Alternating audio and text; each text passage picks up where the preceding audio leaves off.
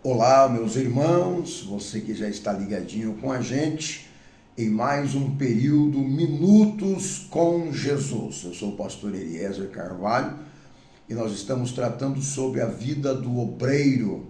Você tem sido ricamente abençoado, caro obreiro, através desse período semanal Minutos com Jesus com o pastor Eliezer Carvalho. Nós temos tratado vários assuntos e você tem sido ricamente abençoado através dos assuntos tratados aqui no canal Teologia Didática. Agora nós vamos estar tratando sobre a doutrina da santificação. Temos tratado sobre várias doutrinas, até porque é necessário que cada obreiro tenha conhecimento das doutrinas bíblicas. Se tem algo que o obreiro tem que saber, tem que ter conhecimento, tem que ter uma boa noção, são sobre doutrinas. Então, doutrina de santificação é o ato de viver separado para uso exclusivo do Senhor. Então, a santificação começa com um ato de separação. Quando Deus falou para Josué pedir para que o povo se santificasse, é porque ele iria se manifestar a eles, não é? Um povo obstinado, um povo que estava trafegando pelo deserto, mas que não tinha muito a ver com santidade. Então Deus deu uma ordem para Josué: diga ao povo, santificai-vos, porque amanhã o Senhor fará maravilhas no meio de vós. Eles então se santificaram, tiraram suas vestes, lavaram suas vestes, trocaram de vestes, e ficaram preparados para a manifestação do Senhor Deus, e Deus se manifestou abrindo, não bem abrindo, mas colocando um montão de águas do Rio Jordão de um lado e escorrendo o restante das águas para o Mar Morto, e ali Deus se manifestou através de um povo que se santificou. Então Deus chama todos os crentes e santos, independente da sua experiência de fé, independente da sua maturidade espiritual. É bem isso que nada menos que 15 livros do Novo Testamento se referem a todos crentes como santos. 1 Coríntios 1 e 2, 1 e 30, 6 e 11, você pode ler depois, tá bem? Sendo assim, Deus não torna o crente santo através de santificação. Ele torna o crente mais santo ainda quando há o processo de santificação.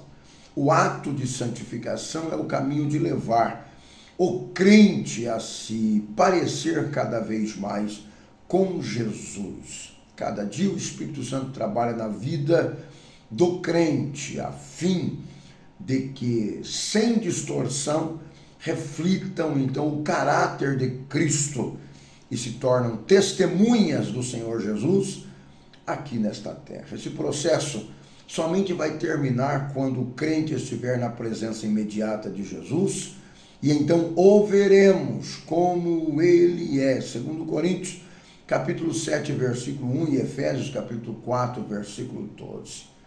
Vamos compreender um pouquinho melhor sobre santificação. O alvo de viver a santificação não é exatamente a perfeição, mas sim uma progressão.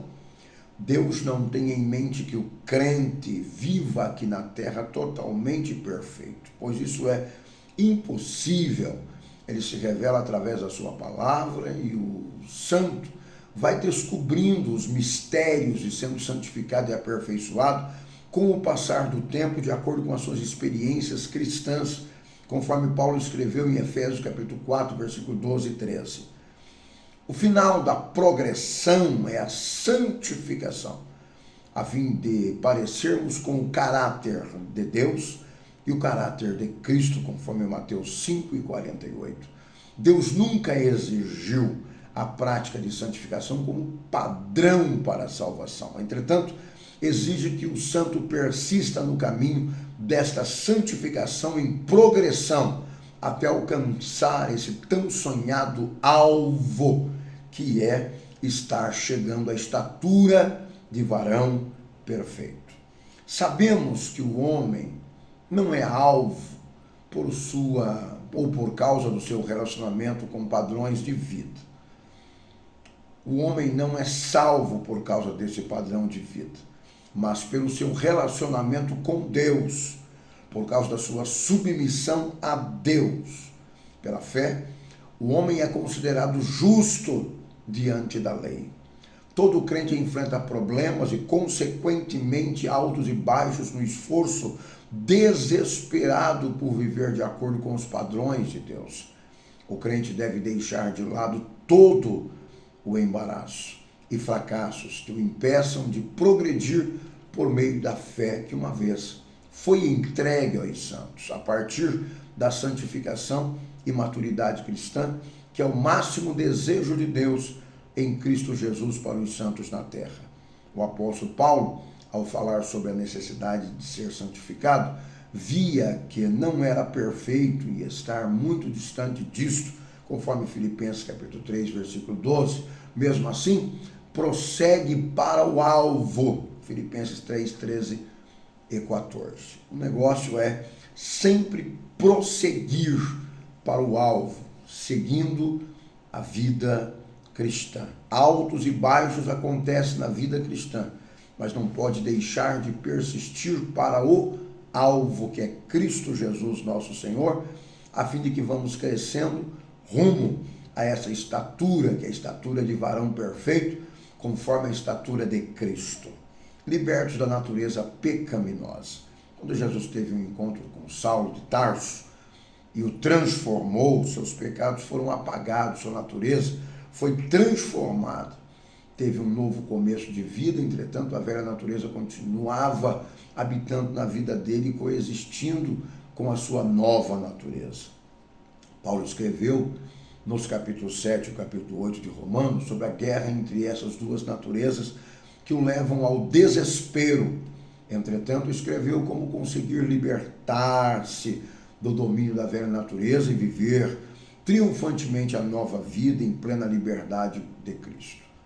O crente não deve enganar-se pensando que a velha natureza será totalmente arrancada de dentro de si. Entretanto, poderá ser sufocada com o poder superior da nova natureza espiritual, fazendo com que a velha natureza seja sufocada e perca a sua influência. É importante que o crente reconheça a presença da velha natureza, que sempre quer fazer sua própria vontade, fora da vontade de Deus. A batalha é diária. Às vezes alguns perdem a guerra, outros ganham. Paulo deixou bem claro que todos os santos podem viver uma vida vitoriosa em Cristo, nunca caindo em combate. Paulo disse que o crente é mais do que vitorioso, mais que vencedor nesta batalha, nesta guerra, que é a guerra entre a carne e o espírito, conforme Romanos 7, 25 e Romanos 8 e 2. Na batalha constante do crente, é normal que se sinta mais pecador do que santo. É que o Espírito Santo, que uma luz refulge, que brilha, clareando em lugares mais escondidos do nosso ser, que ficou por anos sem claridade pelo pecado. Através do pecado, ficamos na escuridão.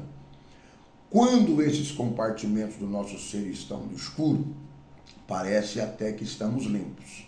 Entretanto, com a presença do Espírito Santo, que é luz, aparecem as verdadeiras marcas de sujeiras impregnadas por anos e a nossa alma. Quando esses pecados aparecem por causa da presença do Espírito Santo, o crente pode ser tentado a desanimar e retroceder. Entretanto, ele deve manter-se firme, pois agora é que irá começar o trabalho de limpeza do Espírito Santo em seu coração e alma. O apóstolo Paulo deixou-nos uma palavra segura, dizendo que não há mais condenação, pois agora estamos em Cristo Jesus, nosso Senhor. Romanos 8, 1, 8 e 4. Devemos então andar em espírito. A fonte da santificação é o poder de Deus, que opera em nós através da presença do Espírito Santo. Cada crente deve buscar com esmero a presença do Espírito, a fim de possuir esse poder oferecido pelo Pai. A pessoa, mesmo estando em Cristo, sendo ou sempre terá liberdade para estar com Cristo ou longe dele. Ou seja, sempre poderá estar cheio do Espírito Santo ou vazio do Espírito Santo. O livre-arbítrio é sempre respeitado. Deus não obriga ninguém a aceitá-lo, portanto, ser cheio ou vazio de Deus é uma escolha pessoal do crente, do obreiro, do líder. Todo o desejo de Deus é que andemos no Espírito, sejamos cheios do Espírito, que tenhamos a mente de Cristo e os desejos nossos sejam os desejos de Cristo, sentimentos nossos sejam os mesmos sentimentos que está em Cristo Jesus, nosso Senhor. Todo crente obediente dá provas que está andando no Espírito. Romanos 8, 5, 9, 10, 12. Destruindo então as fortalezas. Paulo escreveu sobre fortalezas, referindo-se às vãs filosofias mundanas que podem alojar no coração do crente, a ponto de dominar seu modo de pensar. Um perigo de fortaleza é a intelectual, pois dizem que a sabedoria humana é superior à sabedoria da Bíblia. A fortaleza moral impede a pessoa de andar no Espírito, pois vive segundo as paixões e regras deste mundo e não segundo Cristo. A fortaleza espiritual ou religiosa tem sido um grande perigo dentro da igreja de Jesus, pois se o crente aceitá-las, distorce totalmente a palavra de Deus. O homem é o que pensa, portanto, cuidado com o que a sua mente produz. Pode se tornar uma fortaleza, e aí dificilmente será destruída a não ser pelo poder da palavra de Deus. Romanos 8 e 7. Provérbios 24 e 9. Provérbios 15 e 26. Portanto, devemos destruir os pensamentos. Todo crente pode ser atacado por maus pensamentos, entretanto, jamais ele deve alimentá-los. O ataque aos pensamentos deve ser tríplice: modificar tais pensamentos, eliminando a sua fonte supridora. Vencer os pensamentos indignos com pensamentos da parte de Deus. Repelir pensamentos malignos, admitindo em seu lugar pensamentos de Cristo, através da sua mente em nós. Um pensamento aumentará em proporção direta ao estímulo que nós dermos a ele, ou que eles receberem. Da mesma forma, ele enfrentará e será aniquilado a maneira em que destruirmos a fonte motivadora desses pensamentos. O pensamento pode ser controlado quando controlamos o que ouvimos, o que lemos e o que vemos. Maus amigos devem ser evitados, pois eles conduzem aos maus pensamentos de acordo com aquilo que falam. O crente deve manter uma batalha ofensiva quanto aos maus pensamentos, pensando nas coisas que são de cima e não nas que são da terra. Conforme Isaías 26 e 3, Salmo 119, 11, Josué 1 e 8. Devemos servir a Cristo através de uma posição mental santa, sempre levando nossa mente cativa à palavra de Deus para sermos bênçãos aqui na terra. Devemos ser libertos também da carnalidade. A Bíblia descreve o diabo como um leão faminto procurando crentes desanimados, frustrados, prostrados por causa dos seus pecados secretos não confessados. Pedro escreveu: sede sóbrios e vigilantes. O diabo, vosso adversário, anda em derredor, como leão que ruge procurando quem possa tragar. 1 Pedro 5 e 8. Cada área da nossa vida do crente, cada área nossa do crente deve ser dominada pelo Espírito Santo. Entretanto, se a pessoa pecar e não pedir perdão, essa pessoa vai se esvaziando aos poucos de Cristo e da palavra de Deus e, consequentemente, do Espírito Santo e, finalmente, morre espiritualmente. Quando Paulo pregava que o homem não é salvo pela lei, e sim pela graça, não estava tolerando o pecado, nem favorecendo atitudes brandas para com ele. Paulo ficava totalmente triste por ver crente mal orientado e pecando.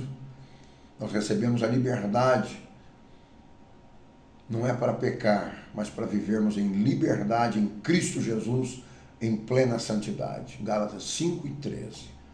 O crente foi liberto da escravidão do medo para servir a Deus com dedicação total, por causa do seu amor para com Deus.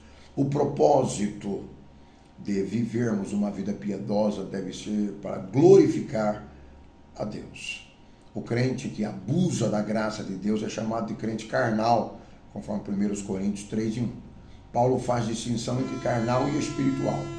Crentes carnais vivem de acordo com os ditames da velha natureza. Até mais, se Deus permitir, até a próxima.